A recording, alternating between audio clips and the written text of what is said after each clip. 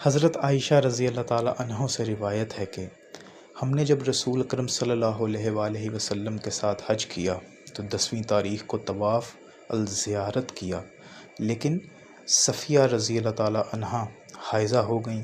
फिर हज़रत सल्लल्लाहु अलैहि वसल्लम से इनसे वही चाहा जो हर शोहर अपनी बीवी से चाहता है।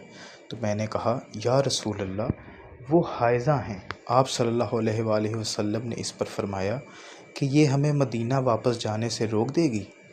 फिर जब लोगों ने कहा, या रसूल अल्लाह, उन्होंने 10वीं तारीख़ को तवाफ़ुल ज़ियारत कर लिया था।